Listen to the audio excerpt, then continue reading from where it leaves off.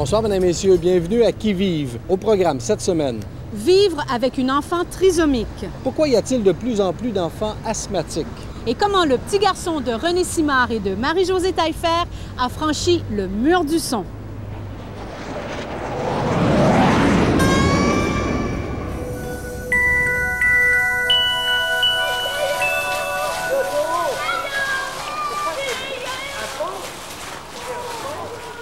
Olivier est venu au monde avec une surdité, ce qu'on appelle une surdité neurosensorielle, c'est-à-dire que son oreille interne avait une malformation. Et c'est cette malformation au niveau de l'oreille interne qui crée la surdité. C'est ça? Ça, c'est quoi? Olivier disait maman à 2 mois. Mais c'était comme un réflexe d'enfant de parler. Mais vu qu'il ne s'entendait pas, à un moment donné, il a arrêté. Ah, ben oui. Puis c'est là on a dit, coudonc, Olivier, la parole arrive tard, il parle pas. Tu sais, qu'est-ce qui se passe? Il sursaute pas quand il y a un objet qui tombe à terre. C'est là qu'on a commencé à se poser des questions. Même si cette nouvelle-là est arrivée, on a su tout de suite se remettre sur pied parce que c'était de continuer à pleurer ou bien d'avancer puis d'aider.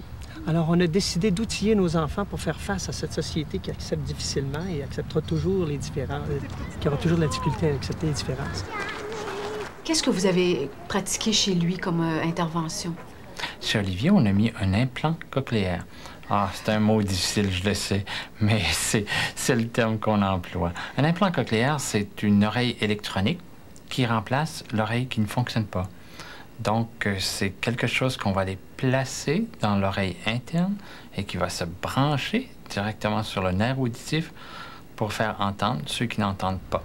L'autre jour, il m'a dit quelque chose d'assez étonnant parce qu'il se questionne, Olivier, déjà à son âge. Et il dit, ça, là, c'est un implant. J'ai dit oui. Il m'a pas dit, qui c'est qui me rentre ça dans la tête à coup de marteau? Non, il m'a dit, qui m'a donné le cadeau? Qui m'a donné ce cadeau-là? J'ai dit, c'est le docteur Ferron. Là, il m'a regardé. Ferron. Quand on va vers l'intérieur, donc on fait tout un cheminement, on passe par le pavillon, on s'en va dans un conduit et on arrive vers l'intérieur, mais très profondément, dans l'oreille interne. Et cette oreille interne, ce que l'on peut voir, c'est la cochlée. Presque tous les enfants qui viennent au monde avec une surdité congénitale, le problème est situé dans la cochlée. La malformation, elle est là, et rarement au niveau du nerf de l'audition. L'implant, c'est une oreille électronique, donc c'est quelque chose de fort complexe.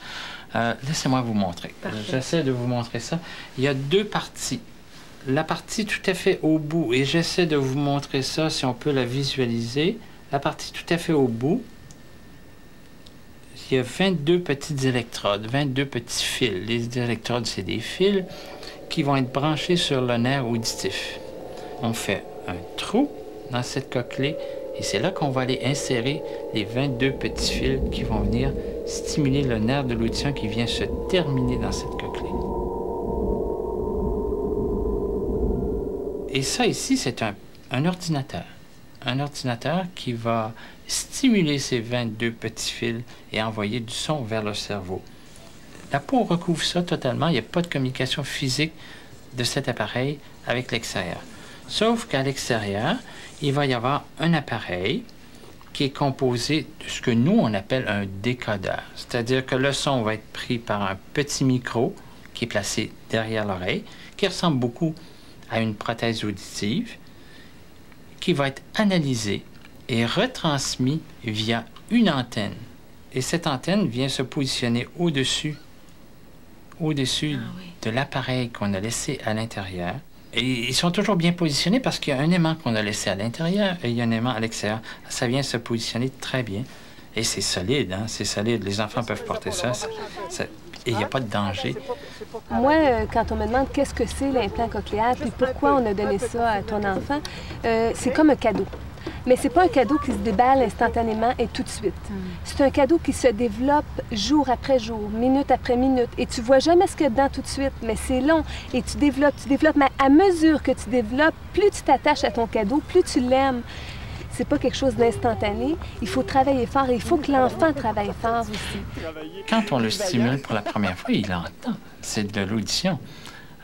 Il va devoir apprendre dans un premier temps à se servir de cette audition. Et ça peut prendre des mois et des mois. et ensuite se bâtir une mémoire auditive. L'autre jour, j'étais dans la chambre à côté de la nôtre, là. Il était dans sa chambre. Je disais, « Olivier, je t'aime. »« Je t'aime, papa. » Écoutez, là, il n'y a pas de lecture labiale, là. Il n'est même pas dans la même pièce que toi. Il n'est pas dans la même pièce que moi. C'est ça qui est incroyable. Mais ça, c'est de l'entraînement. Parce que on pourrait comparer ça à une veilleuse, une monnaie qu'on met le soir, puis qu'on ne voit plus, mais ça sert à quelque chose. C'est un peu ça l'implant. Si tu ne l'utilises pas, ben, tu vas entendre un bruit de fond, puis tu ne sauras jamais... personne ne te montre à le décoder, ben ça ne servira à rien. C'est ça, il faut apprendre à décoder ce qu'on le son du téléphone, le son de la porte, le chien qui jappe. Il faut lui dire, ah, ça, c'est le chien. Le chien fait ouf, ouf, ouf. Avec ton grand-père? Oui, hein? Oui. Qu'est-ce que tu vas Qu'est-ce faire? que c'est? Mes maisons. Olivier, comment il vit avec ça? Parce qu'il y a quand même une partie... bon, il y a un petit appareil au niveau de l'oreille, puis il y a aussi le petit moniteur. Oui, c'est là, ça, le petit ordinateur, là, c'est ça. qui décode Est-ce les sons. que lui, ça fait partie de sa vie? Ça fait partie de lui. Ça fait moi, tout à fait partie de lui. Ça me faisait peur, ça. C'est drôle, Ouais. c'est une question juste Oui. pratique. Puis je me dis, oh, traîner cette affaire-là, ça va avoir l'air d'un enfant qui ne pourra pas jouer. Puis il fait des roulades, puis il roule là-dessus, puis il fait de la gymnastique, il est à l'école, l'éducation physique, il n'y a pas de problème. C'est rendu qu'on ne voit plus l'implant parce que ça donne tellement à Olivier. Ouais. On le regarde, l'implant, puis on l'aime. On parle beaucoup d'Olivier parce que c'est le premier qu'on a eu, parce que Rosalie aussi. Oui. Rosalie est très dynamique, elle est tellement Quel âge formidable. a-t-elle? Elle, c'est une petite madame. Ah, OK. Elle est très déterminée. Olivier, c'est un Roger Bontemps. Ah, c'est tout à fait comique là, de voir la différence de caractère entre les deux. Rosalie a 4 ans. Et puis son problème d'oreille, elle, qu'est-ce que c'est? Mais là, on pense qu'elle a le même type de surdité qu'Olivier, c'est-à-dire une audition qui diminue. Elle a une surdité qui progresse. Et ça, il paraît que c'est rare. Bien, on a gagné le jackpot encore de ce côté-là. Depuis septembre de l'année passée, là, Oui. elle a Il y a des vraiment pertes. chuté.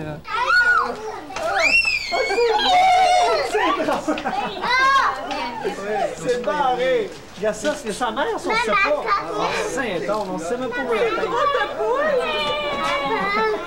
Les deux s'entendent bien, ça va bien. Pour nous autres, la surdité, c'est plus un mystère. On a accepté de démystifier ça. On l'a accepté donc, 75 de notre problème était réglé. Et 25 là, c'est le travail. Et ils avec- nous ont fait découvrir des gens extraordinaires aussi.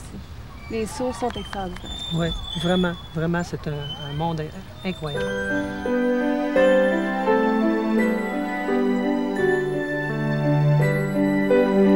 Fleurs. Oui. Plein de fleurs. Allez, avec.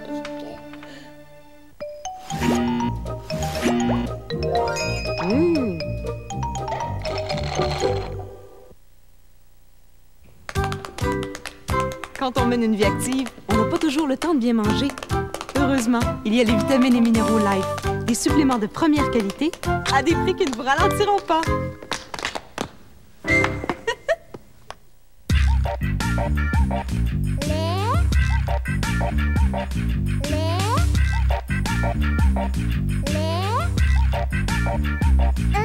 Jamais sans mon lait.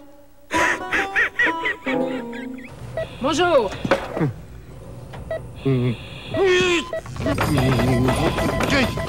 Oui, on le sait. Jamais sans mon lait.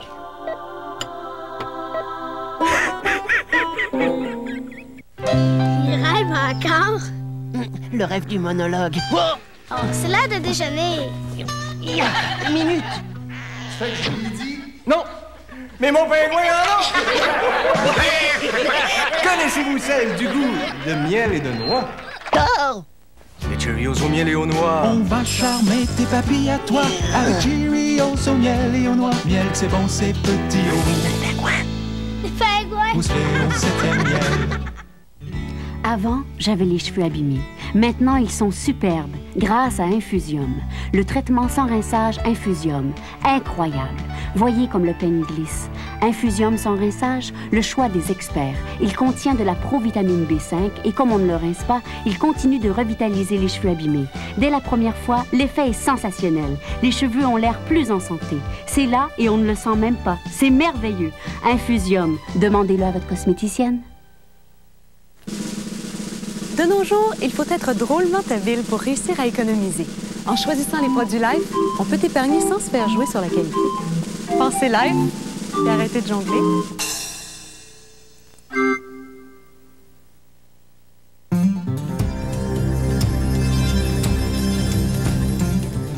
Environ un enfant sur 650 est atteint de trisomie 21. La trisomie 21, qui se traduit par un handicap mental et par un aspect physique très typique, est aussi connue sous le nom de mongolisme, du fait d'une lointaine analogie du visage du trisomique avec celui des Mongols. Amélie a 5 ans et souffre de trisomie 21, ce qui ne l'empêche pas, comme vous le verrez dans ce reportage, de vouloir vivre comme une grande et comme les autres. La trisomie 21 est une maladie connue depuis très longtemps, depuis le siècle dernier, qui est une maladie héréditaire s'exprimant par certaines caractéristiques physiques chez l'enfant et certaines limites au niveau intellectuel. Ces enfants-là se développent suivant un patron qui est celui de l'enfant normal, sauf que les étapes sont franchies beaucoup plus tard. Ça m'arrive encore des fois de me dire hey, pourquoi moi là, puis mais je me dis toujours que tu sais comme je vais dire des fois là, c'est des préjugés, ah pourquoi elle hein, puis moi ça... Mais je me dis que c'est peut-être mieux que ce soit moi qui l'ai eu parce que je sais m'en occuper que quelqu'un d'autre qui avait peut-être des problèmes soit de drogue ou autre là, ça il aurait peut-être pas été capable de s'en occuper. Parce que moi, c'est ça que je me disais, je dis, oh, j'ai passé une bonne grossesse, j'ai fait attention, tu sais, Mais c'est ça que je me dis. Je me dis toujours, mieux vaut qu'elle soit ici. La majorité des sujets avec trisomie sont porteurs d'un supplément de matériel génétique, d'un chromosome supplémentaire dans le groupe 21. Alors, ce que vous voyez ici, ce sont les éléments de base, les chromosomes eux-mêmes, tels qu'ils se présentent lorsque vous les regardez au microscope après agrandissement, et sont le support même de l'hérédité. Et vous avez le groupe 21 qui, au lieu d'avoir 2 chromosomes, en a 3, donc, et c'est pour ça qu'on appelle cela la trisomie 21.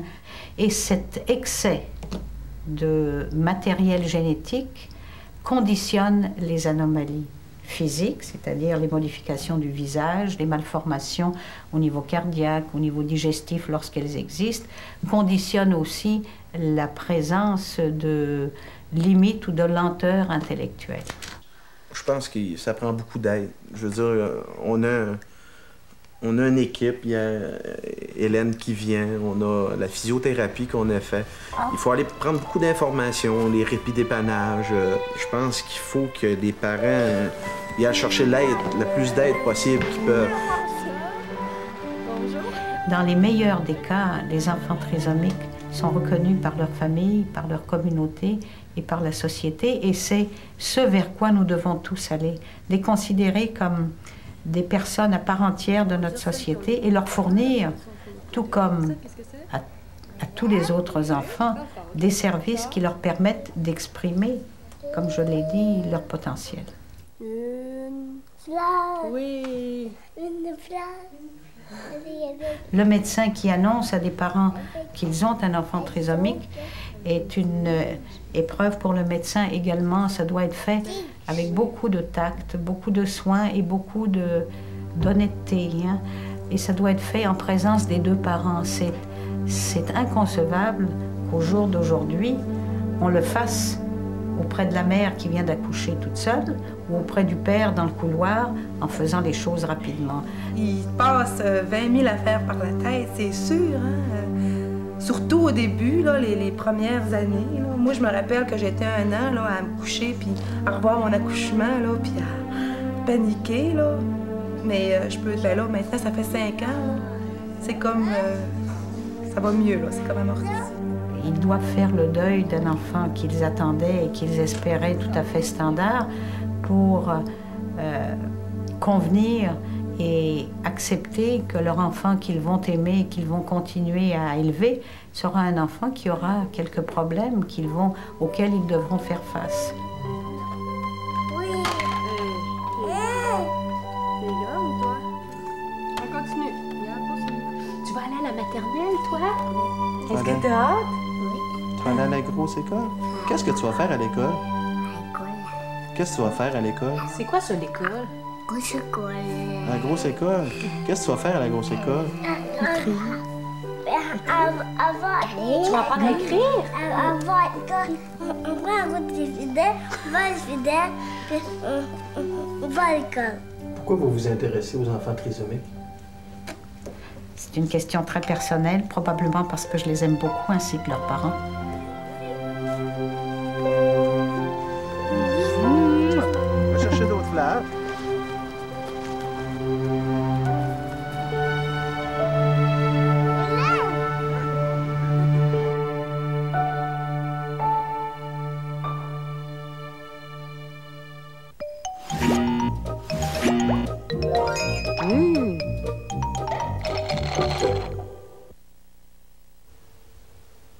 J'ai maintenant l'honneur de vous présenter un vin rouge, un vin cave, un vin de ma cave.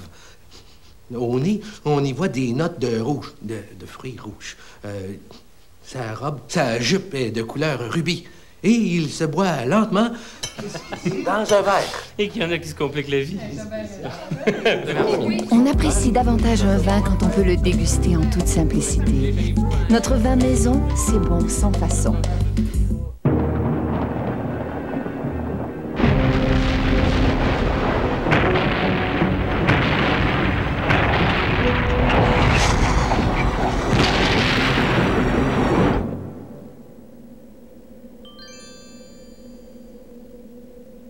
Entrer dans un monde où sont soulagées rapidement les douleurs dues à l'acidité gastrique et aux brûlures d'estomac.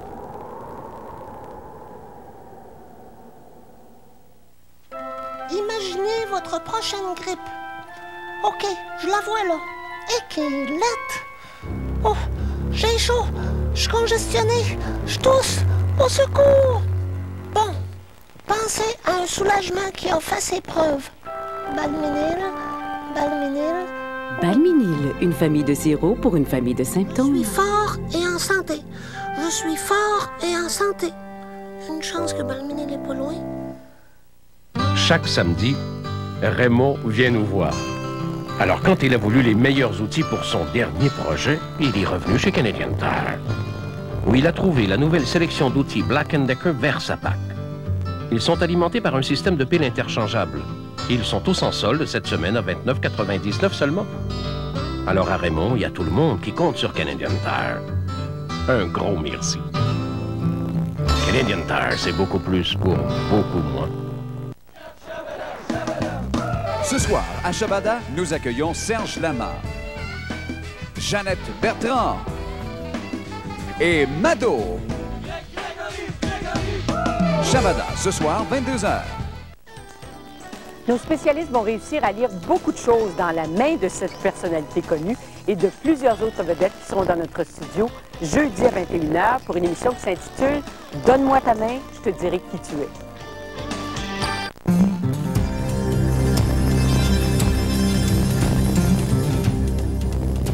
Toutes les enquêtes le confirment. Les enfants des pays industrialisés, dont le Canada, souffrent de plus en plus de l'asthme. En effet, s'il y a 30 ans, environ 4 des enfants souffraient d'asthme, aujourd'hui, on évalue leur nombre à près de 10 Mais comment expliquer ce phénomène? Pas là-dedans, dans le lit. Oui.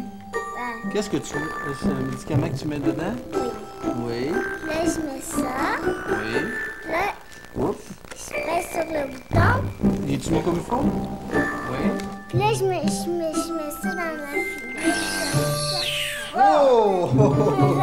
Il n'était pas placé comme il faut? Docteur Rouleau, il y a des statistiques qui nous démontrent clairement qu'il y a plus d'enfants asthmatiques qu'il y en avait il y a 20 ou 30 ans. Avez-vous des hypothèses là-dessus pour expliquer ce phénomène-là? Oui, en fait, les statistiques sont peut-être pas si claires qu'on le pense. Il y a plus d'enfants chez qui on diagnostique de l'asthme, mais est-ce que c'est parce que l'accessibilité aux moyens diagnostiques est plus facile que c'était il y a 30 ans? Mais abstraction faite de tout ça, on croit effectivement qu'il y a plus d'asthme qu'il n'avait préalablement. L'asthme est une maladie qui augmente en incidence. Et on pense également qu'il y a plus de cas d'asthme sévère qu'auparavant. Est-ce que vous devenez inquiète au moindre toussotement? Oui. Marie-Claude, elle, c'est la tousseuse. Elle, je le sais, c'est la nuit. Elle va tousser beaucoup le jour. Elle en vomit presque. Comment qu'elle peut tousser, cet enfant-là? Et puis Marie-Philippe, elle, c'est le bruit que ça fait. Elle, là, c'est réellement, là, ça fait un bruit du terrible, là. Sa respiration? Oui. Okay. Oui, elle, c'est comme ça, elle, que je m'en aperçois. Puis Marie-Claude, elle, c'est le toussement. On sait que l'asthme, c'est une maladie de l'environnement.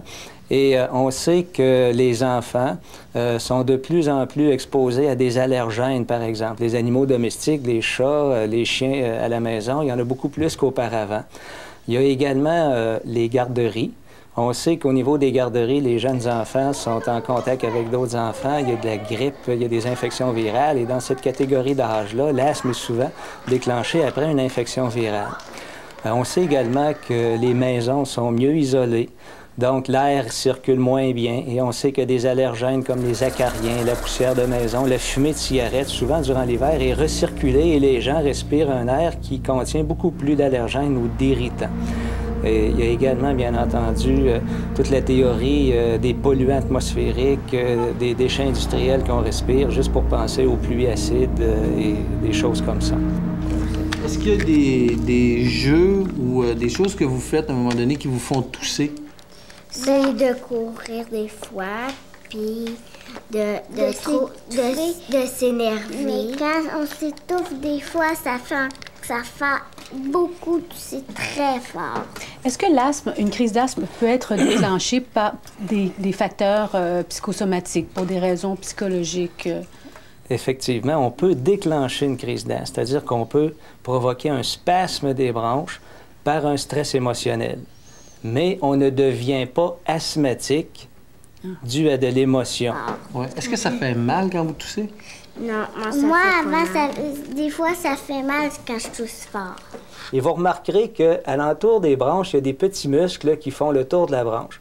Et le problème de l'asthme, c'est que lorsque les gens susceptibles inhalent une substance qui va causer de l'inflammation dans la bronche, de l'irritation, comme quand on respire des protéines de poils d'animaux ou qu'on développe une infection respiratoire. L'inflammation, conséquemment, cause une hypersensibilité des bronches. Les bronches deviennent très chatouilleuses. Et à ce moment-là, les muscles deviennent hypersensibles et hyperréacteurs et ils vont commencer à se spasmer. Donc, le principe de base, quand on veut traiter un asthmatique, c'est que, bien entendu, on va essayer de soulager le bronchospasme, mais le grand principe de base, c'est d'empêcher qu'il s'installe de l'inflammation dans la bronche. Donc, premièrement, contrôlons l'environnement, éliminons de l'environnement les facteurs qui causent l'inflamation, et déjà, au départ, on vient probablement d'améliorer la situation de 50 Des fois, on prend des puffs. Des puffs? Oui. C'est quoi prendre des puffs? C'est ça. C'est ça? Tu l'ouvres comme ça. Oui. Là, tu rentres dedans, tu fais... Là, tu refais une autre fois. Le bronchodilatateur dans le traitement de l'asthme devrait être considéré comme un médicament de dépannage. C'est-à-dire que lorsqu'il y a une crise, on utilise le bronchodilatateur pour faire ouvrir, déspasmer le muscle et faire relaxer le muscle. C'est pourquoi que dans le traitement de l'asthme, maintenant, c'est la médication anti-inflammatoire qui est la base du traitement et non plus la médication bronchodilatatrice. C'est des pilules. Oui. Ça, c'est très dégueu. C'est quoi, c'est très? C'est très dégueu. Dégueu? Quand tu bois du lait avec ça. Ah oui, puis avec du lait, ça passe mieux? Quand ça croque, c'est pas bon, c'est mieux quand t'en vas. Ah oui?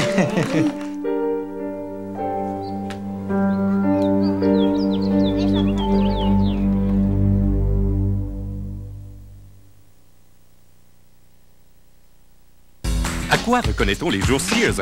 Aux centaines de prix réduits et de bonnes affaires qu'on trouve dans tous les rayons. Durant les jours Sears, profitez des plus bas prix de la saison sur une foule d'articles de qualité exceptionnelle. Comme la peinture d'intérieur joie de vivre offerte en latex satiné mat à moitié prix. Ou les draps Colormates, notamment pour lui, une place au meilleur prix de l'année. Et avec votre carte Sears, ne payez rien avant 1 an à l'achat de n'importe quel gros électroménager, meubles et appareils électroniques. Les jours Sears, profitez-en. Sears, attendez-vous à plus. Pour démontrer qu'un beurre d'arachide peut être si velouté qu'il fond littéralement dans la bouche, nous avons, à l'insu de Mme Panton, remplacé son beurre d'arachide ordinaire par le nouveau beurre d'arachide velouté Kraft. Malheureusement, Mme Panton a décidé de manger une banane. Alors, on a remplacé Mme Panton. Mélangé 3 fois, le nouveau beurre d'arachide velouté Kraft est le plus velouté que nous ayons jamais préparé. Vous vous en tournerez la langue de plaisir. Oh, lui, c'est mon genre. Regardez ce qu'il lit. Je suis sûre qu'il est curieux, dynamique, économe. Il aime la nouveauté. Les plaisirs de la vie. Provigo vous a mijoté toute une offre. Des casseroles anti-adhésives à collectionner chaque semaine à prix exceptionnel. Tous les détails chez Provigo. Voulez-vous ma circulaire? Merci, je l'ai déjà lu. Provigo, laissez-nous vous surprendre. Toujours à la course et vos cheveux en coup de vent. Pas de problème, vous avez la nouvelle brosse Style Shaper de Braun. La brosse coiffante chauffante sans cordon qui vous suit partout. Avec ses soies chauffantes et ses nervures spéciales, elle lisse, coiffe et remet les cheveux en place en un tournement. Une petite brosse à recommander, chaudement. La nouvelle brosse Style Shaper de Braun. Qui sait ce qui vous attend au détour? Quand vous aurez besoin des autres appareils coiffants sans cordon si pratiques de Braun.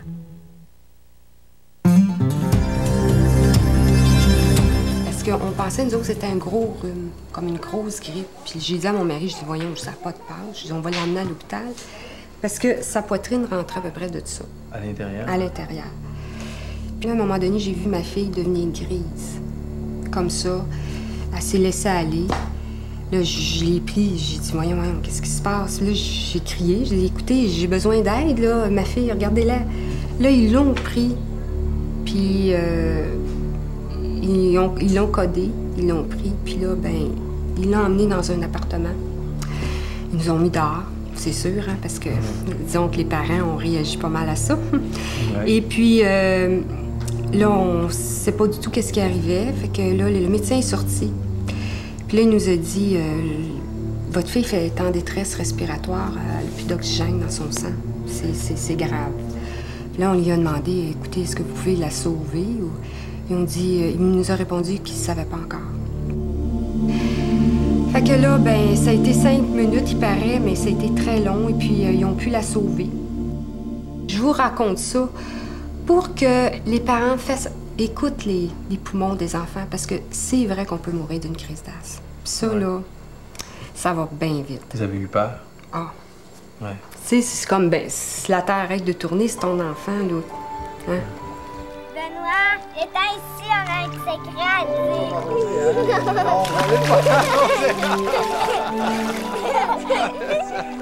Est-ce que l'eau est chaude? Non.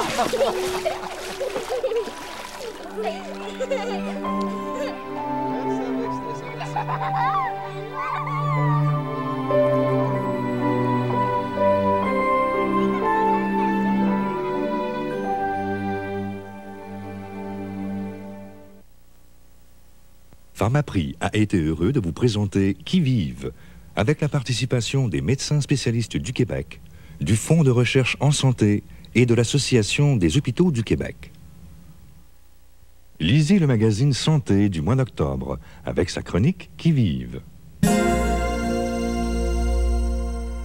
Julie Deslauriers et Jean-Marie Lapointe en détresse. Fort Boyard, ce vendredi 19h. TVA, le réseau d'ici.